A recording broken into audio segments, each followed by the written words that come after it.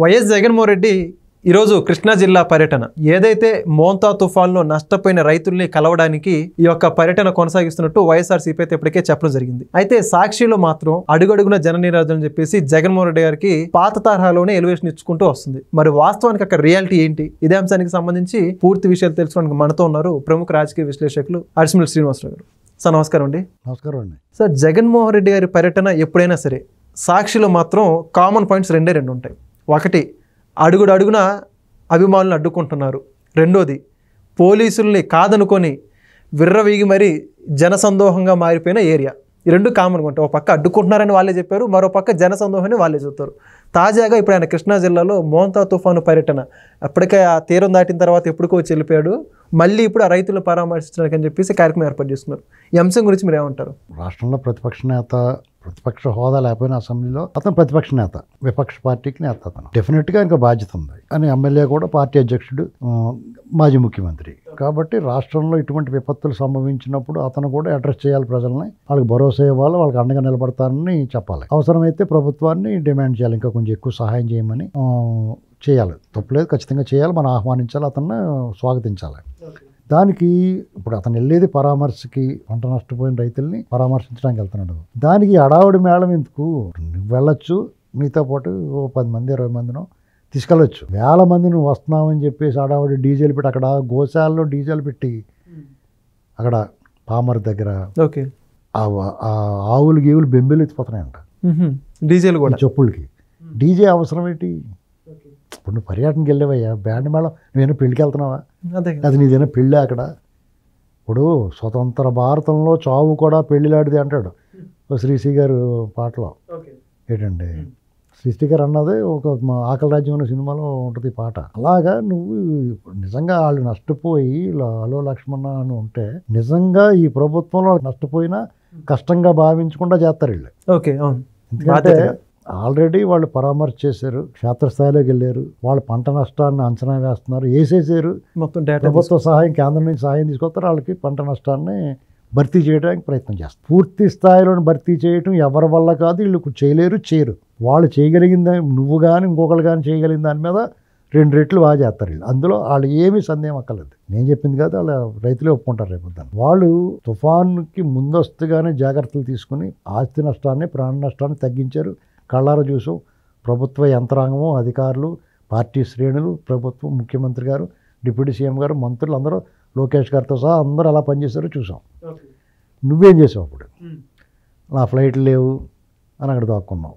సరే వచ్చావు, మొన్న ఓ ప్రెస్ మీట్ పెట్టి మళ్ళీ వెళ్ళిపోయావు అర్జెంటుగా. ఆ వాళ్ళు ఎందుకు వెళ్ళలేదు? ఆ వాళ్ళు అప్పటికే వాతావరణం అనుకూలించకపోయినా చంద్రబాబు నాయుడు గారు వెళ్ళాడు. రిస్క్ తీసుకున్నాడు, హెలికాప్టర్ మీద వాతావరణం బాగోపోయినాను. అందరూ, నేను కూడా ఎందుకంటే బాబు మీకు అనుకున్నాను. నేను క్షేత్రస్థాయికి వెళ్ళారు. దానికి మీరేమంటున్నారు? రైతుల కంటే కూడా ఫోటోగ్రాఫర్లు ఎక్కువ ఉన్నారని. అసలు మీరు నోటికి ఎలా అన్నం తింటున్నారా, అశుద్ధం తింటున్నారా అనేటువంటి మీరు మాట్లాడచ్చు, విమర్శ చేయండి. మీరు ఇంకా బాగా తిరగండి అని అడగండి, తిరిగినా కానీ. మీరు పెట్టినా కానీ ఇంకా బాగా పెట్టండి అని అడగండి. దాన్ని హర్షిస్తారు జనం. పెట్టమంటాడు కదా, తప్పే ఉంది అంటారు. అంతేగాని వాళ్ళని ఏదో కెమెరామన్లు ఎక్కువ ఖచ్చితంగా ఉంటారు. వాళ్ళు ఏం చేస్తున్నారు ప్రపంచం తెలియొద్దా? పైగా పవన్ కళ్యాణ్ గారు నీకు మళ్ళీ ఓడగొట్టిన మంచం కూడా ఏం కాదు కదా, సూపర్ పవర్ స్టార్ కదా. డెఫినెట్గా ప్రతి అంశం, ప్రతి మూమెంట్ క్యాప్చర్ చేస్తారు. ఒకడికి 3 ఉంటారు, లేకపోతే 10 మంది ఉంటారు కెమెరామన్. నష్టం ఏంటి నీకు కానీ ఎవరికన్నా? రైతుకే నష్టం. పని జరుగుతుంది కదా, అక్కడ జరుగుతున్న దాన్ని ప్రపంచానికి చెప్పాలా, కేంద్రానికి చెప్పాలి. ఇగో బాబు ఇంత నష్టం జరుగుతుందిరా బాబు, వెళ్ళారు చూసారని. జరిగిన నష్టాన్ని ప్రపంచానికి తెలియజేయాలా. దాన్ని ఈయన అడ్రస్ చేస్తున్నాడంటే కొంత విలువ ఉంటుంది దానికి. నేను నువ్వే వెళ్తే ఎవరు పట్టించుకుంటాడు? చూసేవాళ్ళు. అవునా కదా. పవన్ కళ్యాణ్ గారు వెళ్తే పట్టించుకుంటాడు. వెళ్ళిందని ప్రపంచాన్ని చూపించాలి. ప్రపంచాన్ని చూపించాలంటే కెమెరామెన్లు ఉండాలి. నువ్వు ఊరేగింపుకే మీరు పోడంత అడావిడి చేస్తారు. పరామర్శకి వెళ్తానని డీజేలు పెట్టుకున్నారు. 4-5 షాట్లు ఎమ్మెల్యే, మాజీ ఎమ్మెల్యే కైలానీలో ఎవరో ఉన్నాడు పామర్, ఆయన ఓవర్ యాక్షన్ చేస్తున్నాడు. ఇవాళ రేపు అతను నోటి చెప్తే లాభోదీపమంటారు. చెప్తే వినరు, కొడితే ఎడుతారు. ఏంటండి మీరు పర్యటనకి వెళ్తున్నారు, ఖచ్చితంగా ఆంక్షలు పెడతారు. జగన్మోహన్ రెడ్డికి ఆంక్షలు పెట్టి తీరాలి. ఎందుకంటే నువ్వు ఏమి చెప్పి వెళ్తావో, ఏం చేసి వస్తావో అందరికీ తెలిసిందే.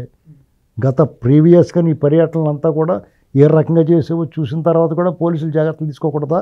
వాళ్ళు చెడ్డ పేరు అవుతుంది, పోలీసులు తిడుతున్నారు, అందరూ విమర్శిస్తున్నారు. నీ నిర్వాహకం వల్ల. సరే ఎందుకు వచ్చిన కూడా బాబు రాజకీయాల మధ్య మనం ఎంత నలుగుతామని నిన్ను చూసి చూడనట్టు ఊరుకుంటే వాళ్ళని విమర్శిస్తున్నాం మేమందరం ఉన్నాయి. వాళ్ళు ఎందుకు పడాలి, మాట పడాలి నీ గురించి, నీ ముఖం చూసి నీ వ్యవహారాలు చూసిన తర్వాత వాళ్ళు ఎందుకు సంగే చచ్చిపోయాడు, ఎవరి వల్ల చచ్చిపోయాడు, ఏడాది క్రితం చచ్చిపోయినాడు పరామర్శకే, వీళ్ళందరినీ గ్యాంగ్ని ఎందుకు వేసుకెళ్ళి నువ్వు అసలు ఆడితో పాటు ఇంక 3 చచ్చారు. ఇది మాత్రం మాట్లాడరు ఎవరన్నా. ప్రభుత్వం ఓ బస్ ప్రమాదం జరిగితే దాని గురించి కొంపలు ములిపోయినట్టు ఖచ్చితంగా నష్టమే. అది మీరు దిగేసి ఈ లెక్కర్ షాపుల గురించి మాట్లాడి స్పేస్ లేకపోయినా స్పేస్ తీసుకుని అన్నీ ఇరికించి ప్రభుత్వాన్ని బద్నాం చేద్దాం అనుకుంటే దానికి విలువ లేకుండా పోద్ది. ఇక్కడ నువ్వు వెళ్ళాలి. ఇప్పుడు కూడా నువ్వు ఎందుకు వచ్చావో డౌట్గానే ఉంది అందరికీ. మొన్న వచ్చావు సీడీలు కట్టే ఏమున్నాయి ఆనమళ్ళకి పట్టుపోదామని వచ్చి ఉంటావు, అయ్యాల చేయాలి, నీ పని చూసుకుని పోయావు. ఇప్పుడు మళ్ళీ వచ్చావు, ఇప్పుడు ఇంకేమైనా మిగిలినయా, లేకపోతే పేరు నానిని కొడాలి నానిని కలుస్తున్నావు. వాళ్ళకి నా గురించి ఏం చెప్పకంటారా బాబు అని చెప్తావు ఈ వంకన వచ్చి. ఇందులో పనికి అలాగే వచ్చాం కదా అని మంచి మెట్ట మధ్యాహ్నం ఎండ చంపేస్తుంది అక్కడ. ఇక్కడికి వచ్చే రైతులు శ్వాస వచ్చి పడిపోతారు, అసలే దెబ్బతిని ఉన్నారు. సరే ఫీల్డ్కి వెళ్ళి ఇప్పుడు వెళ్తే నీకు ఏం తెలుస్తుంది? ఇప్పుడు మొన్న వరి పొలాలు తడిసిపోయినాయండి, ఆరిపోయినాయి అనుకో, ఇప్పుడు శుభ్రంగా కోసుకుని పంట చేస్తారు, మాసులు చేస్తారు. అవి ఓకే, నీట మునిగినవి అన్నీ కూడా ఎండకి ఆరిపోతాయి కదా. అవును కదా, నువ్వు అయాలే వెళ్తే ఇన్ని రోజులు ఉంటుంది బాబు, ఇంత నష్టం జరిగింది, ఇంకో 10 రూపాయలు ఎక్కువ అడుగుతానికి ఉంటుంది.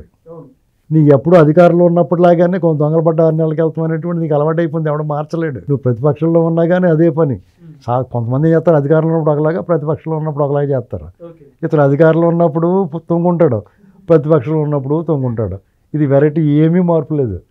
ఇతను ముఖంలో కానీ నవ్వులో కానీ సవాల్ దగ్గరికి వెళ్ళి నవ్వటం కానీ ఓదార్పుల్లో అడావిడి కానీ ఏమీ మార్పు లేదు. ఏంటండి అంటే ఇప్పుడన్నా పొలంలో గతంలో చూసుకుంటే పొలం సెట్టింగ్ వేసి ఆ వరి కంకులు కూడా దూరం నుంచి తెప్పించుకొని ముట్టుకొని కూడా ముట్టుకోలేదు. ఇప్పుడు దిగుతాడు పొలంలోకి. ఇప్పుడు సెట్టింగ్ వేస్తే చీ అంటారు, రావడం దరిదాపులో రారు.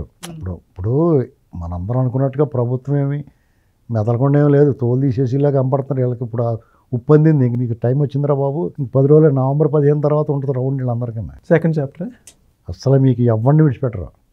విడుదల రజని, రోజా, పేరు నాని, కొడాలి నాని అందరూ ఫుల్ లైన్ ఇట్టేస్తారు అందరం. అప్పలరాజు ఒక్కొక్కరు. ఇప్పుడు మీకు ఇదివరకు గ్యాస్ సిలిండర్ కనెక్షన్ ఇవ్వడానికి లైన్ పెట్టివారు. 91 ఆ ప్రాంతంలో గ్యాస్ కనెక్షన్ కావాలంటే చెప్పులు కాళ్ళు యూరియా బస్తాల కోసం లైన్లో అలా కర్రలై పెట్టుకుని అలాగే వెళ్ళారో అలా లైన్లో నిలబడేవారు గ్యాస్ కనెక్షన్ కావాలంటే. ఇప్పుడు వీళ్ళందరూ రేపు నుంచి కోర్టుల ముందు అలా లైన్ పెట్టేస్తారు. వీళ్ళంతా పోసేసుకుంటారు కూడా, నేను ముందు వెళ్తానని. ఓకే, ఏంటండి వాళ్ళు మా మంచితనాన్ని, మా చట్ట ప్రకారం వెళ్ళే విధానాన్ని, రూల్ ఆఫ్ లా పాటించడాన్ని మీరు విక్రిస్తున్నారు కాబట్టి అదే లైన్లో వెళతా మిమ్మల్ని అందరికీ ఒక రౌండ్ వేద్దామని చెప్పేసి నిర్ణయించుకున్నారు వాళ్ళు. ఇది ఎట్టి పరిస్థితులను విడిచిపెట్టరు. ఇందులో కొంతమంది మట్టగిడసల్లో తప్పించుకున్నారు, కొంతమంది చంద్రశేఖర్ రెడ్డి వాళ్ళని. మాలాటి వాళ్ళు గోవాలు పడలేక వాళ్ళని కూడా తీసుకొస్తారు. ఇప్పుడు మట్టగిడసల్లో జారిపోయిన ఉన్నారు, పెద్దిరెడ్డి, చంద్రశేఖర్ రెడ్డి ఇలాంటి మట్టగిడసల్లో జారిపోయారు. వాళ్ళకు కూడా గేలం వేసి లాగేస్తున్నారు. ఇప్పుడు ఎవరిని విడిచిపెట్టరండి. ఎందుకంటే వాళ్ళు పద్ధతిగా వెళ్తే వీళ్ళు మూసు కూర్చుని ఉంటే ఓ రకం, వీళ్ళు ప్రతిదానికి ఈపుకోకుండా ఇంకో అక్కడ ఏలెట్టుకున్నారు వీళ్ళు. ఏంటండి కాశీ బుగ్గలో చావులు కూడా ప్రభుత్వానికి ముడిపెట్టి, బస్సు దహనం అయిపోతే కూడా ప్రభుత్వానికి ముడిపెట్టి, మద్యం షాపులను అయ్యని నోటుకు వచ్చినట్టు మాట్లాడితే మీరు పొట్టలను తీసుకున్నారు కరెక్టే, దానికి తగ్గట్టుగా మీ పార్టీకి ఉపయోగపడేలా మాట్లాడాలి. మీరు మొక్కలో పోయేలాగా మాట్లాడుకోకూడదు. చాలా దారుణంగా ఫేస్ చేస్తారండి వీళ్ళు. ఎందుకంటే ప్రజలకి వీళ్ళు పెద్ద గాయం చేశారు. ఆ గాయం తాలూకు నొప్పి తగ్గదు. ఉపశమనం కావాలంటే వీళ్ళు మొక్కలోకి వెళ్ళిపోవటమే. ఇతను చేసిన గాయం మామూలు గాయం కాదు, మానసికంగా, శారీరకంగా, ఆర్థికంగా అన్ని రకాల గాయాలు చేస్తాడు. ప్రజలకి ఇతని మీద ఎప్పటికీ కోపం పోదు. నీ గ్యాంగ్కి నీ మీద అభిమానం ఉంటుంది. ఎందుకంటే ఆ దొంగల ముఠాకి, దొంగ వాళ్ళందరికీ నువ్వే ఉండాలని కోరుకుంటారు కదా. వాళ్ళ కూరలు కూడా పీకేస్తారు. ఇప్పుడు ఇంకొక రౌండ్, ఇప్పుడు వాళ్ళు సోషల్ మీడియా అకౌంట్లు, దొంగ అకౌంట్లు కొత్త వాళ్ళు దిగేశారు, వాళ్ళ పని పడతారు. ఇప్పుడు ఎవరిని విడిచిపెట్టండి. నవంబరు నెలాఖరు 20వ తారీఖు దాటిన తర్వాత రేపు మార్చి, రేపు వీళ్ళు జూన్ 12 మళ్ళీ ప్రమాణ స్వీకారం చేసి 2 సంవత్సరాలు వద్దు కదా. ఈ లోపల రెడ్ బుక్లో సగం పేజీలు కంప్లీట్ అవుతాయి. Thank you sir. Please subscribe to Leo news for more videos.